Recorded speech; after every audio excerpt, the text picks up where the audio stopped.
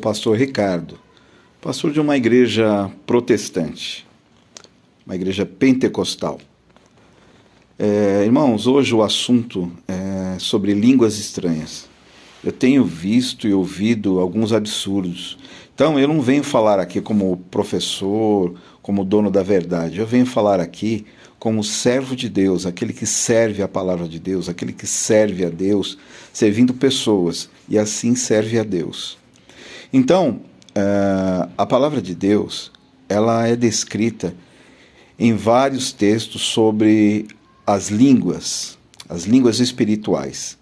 Então, a pessoa que discerne a língua espiritual, a pessoa que discerne o texto espiritual, por esperteza, por sabedoria, humanamente, naturalmente, carnalmente, não vai ter ali o entendimento, porque são assuntos espirituais que são ali discernidos pelo Espírito Santo, né, através do dom do discernimento espiritual.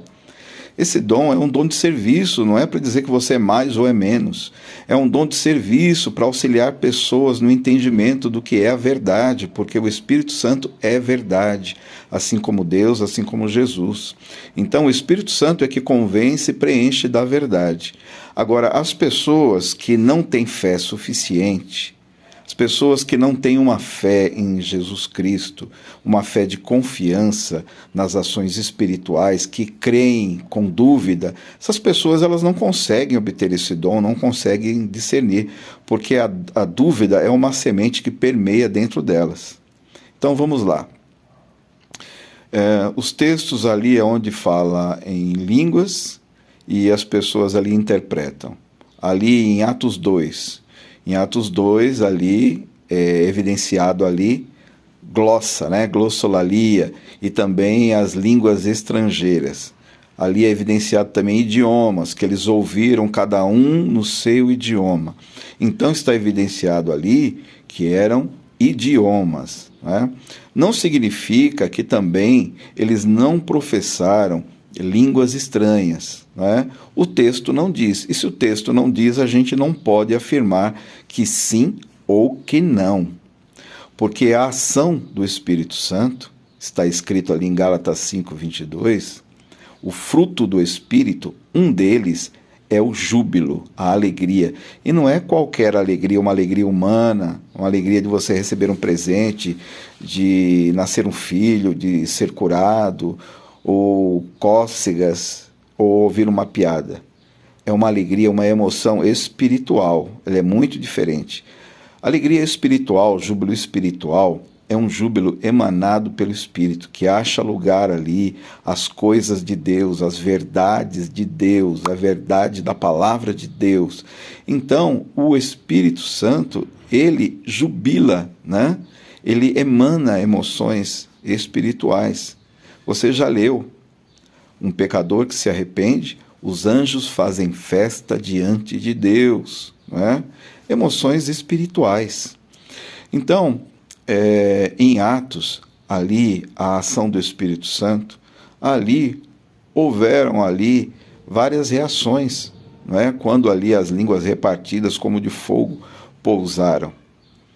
E em determinado momento, ali os apóstolos ou discípulos, né, que eles estavam aprendendo ainda, que eu considero que eles somente se tornaram apóstolos após a ressurreição de Jesus, onde Jesus passou um tempo com eles e eles compreenderam, discerniram espiritualmente quem era Jesus, porque antes eles não discerniram, tanto que Tomé, né, ainda desconfiou.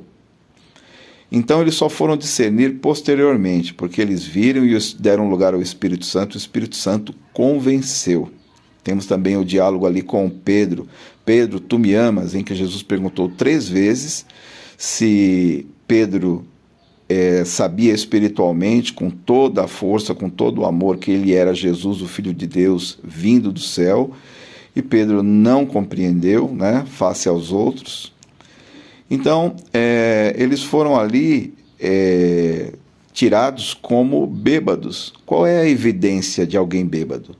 Não vai me dizer que é alguém que fala chinês, é alguém que fala mandarim, é alguém que fala russo, porque senão todo estrangeiro que você visse falar uma língua diferente, você diria, olha, está bêbado. Então a evidência de que aqueles homens foram confundidos com bêbados, sim, o jeito de andar, né? O cambaleio. Estavam andando de forma desconexas ali, embriagados, mas não de vinho, como menciona Isaías. E outros textos mais, né? O próprio Abacuque, no Salmo em Sigiote, ele desejou pular, saltar, o próprio Davi não dançou, ele pulava de maneira acrobática, de maneira que os seus ossos fossem desconjuntar-se. Mas estamos falando em línguas, mas é a mesma emoção, o mesmo júbilo que evidencia a repercussão corporal em movimentos, é o mesmo júbilo que causa ali as línguas estranhas e as línguas estrangeiras. Em outro texto também está escrito, e falarão novas línguas, nunca antes faladas. No original grego está ali a palavra kainais, que são línguas inéditas, línguas frescas, línguas que acabaram de nascer. E eu vi ali uma página que eu sigo, né, de um reformado, mas está mais para desigrejado, né, acho que é Eficiente Teologia, uma coisa assim, em que ele começa muito bem, mas depois ele começa a zombar, e ele começa a desacreditar. Uma coisa interessante é alguém que não professa o dom, analisar o dom, né? Então, esse dom ele surge de maneira natural, mediante a fé, que eu já citei, né? A fé em Jesus Cristo, sem dúvida, a confiança. Então, ele surge naturalmente, e não é você, é o Espírito Santo que emana em você, acha lugar. E ele questiona ali, porque ele questiona a fonética. Ah, mas em outros lugares do mundo eles falam diferente, se fosse a mesma língua estranha, eles falariam com a mesma fonética. Em primeiro lugar, o júbilo que é emanado pelo Espírito Santo no indivíduo emana de acordo com a fé do indivíduo, a capacidade do indivíduo, o amadurecimento espiritual do indivíduo. Então, é uma expressão individual, de emocional e espiritual. Ele não pode ali nivelar que todos vão falar a mesma coisa. Nem mesmo no Brasil, né, muitos têm ali uma fonética igual, né? Mas outros, essa língua ela vai se aperfeiçoando. Então, eu sou a maior prova disso. Eu vim da Igreja Católica, né, nascido na Igreja Católica, da 4ª geração católica, e depois eu me tornei uma espécie de ateu, né, mas não um ateu agressivo, mas eu não acreditava, para mim Deus era aquilo ali, quando aquilo ali passou a ficar sem sentido, aqueles cadáveres, aquelas imagens, então eu não acreditava em mais nada, até que o próprio Deus veio, né, de maneira espiritual. E aí foi uma sucessão. Aí depois que você aprende a ver, você consegue ver, caem as escamas, você vê todos os dias, todos os momentos. Agora mesmo, né? Estou falando aqui para vocês, mas o Senhor, o Espírito é presente, porque Ele invade, Ele preenche, Ele diz para você, estou aqui, estou aí falando, estou dando, estou direcionando o que falar, né? Isso é uma sensação espiritual do Senhor, uma sensação complexa, inteligente, e uma presença individual, não é sua, né? Tudo isso você tem a percepção. Então, a partir do momento aí dessas experiências, numa oração de mãos dadas, né, eu professei pela primeira vez. Eu nunca tive assim um ensino assim de um pastor, um direcionamento, e nunca li sobre o assunto, porque nem sabia onde ler, onde procurar, porque você precisa de um professor para dizer, leia aqui, estude aqui e explique sobre o que você estudou. E eu tive tudo isso através do Espírito Santo de Deus, e eu ainda tenho. E por isso que eu sirvo no Ministério do Ensino. A partir do momento, então, que nessa oração eu professei pela primeira vez, eu fiquei completamente assustado, porque eu não sabia o que era aquilo. Eu achei que era uma outra reação natural. E aquilo continuou, e depois se aperfeiçoou e é professado até hoje, em momentos de júbilo, momentos de alegria, naturalmente, não é por qualquer motivo.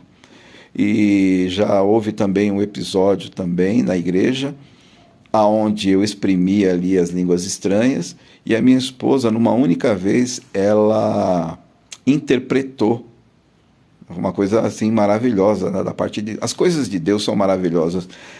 Os sentimentos espirituais divinos são maravilhosos. Então, eu passei ali, é claro, a agregar conhecimento. Então, você pode encontrar textos aí, como eu falei, línguas novas, nunca antes faladas, o grego koine, kainais. Quem fala Deus fala em mistérios, em 1 Coríntios 14, onde você vai ver que a palavra mistério está em grego ali como mysterion, né? Mysterion, que são ali coisas misteriosas que só Deus entende, né? O grego mysterion. E em outros textos a mais, porque a palavra de Deus, a Bíblia, ela não foi feita pelo homem, ela foi feita para homens. Então o Espírito Santo direcionou como a ordem, como os textos, os livros, né? Não foi ao acaso. Eu não creio num Deus do por acaso. Então, se você mexe em um ponto, você mexe em toda a Bíblia, todas as Escrituras, colocando a Escritura em xeque, mudando o contexto, né? Aí já não é mais palavra de Deus. Por isso que o Senhor fala, né? Maldito, anátema, aquele que mudar um iota, um tio ali da palavra.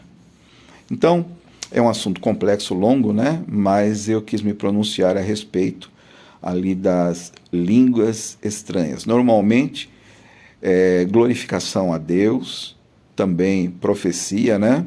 Eu nunca proferi profecias em línguas, mas já jubilo em línguas estranhas. É um dom, não edifica a igreja, a não ser que haja intérprete, mas Deus entende a sua glorificação, a sua alegria perante a Ele. Então, é isso. Deus abençoe, fiquem na paz do Senhor, e estou aqui aberto a perguntas, né? Porque é assim que nós servimos ao reino de Deus.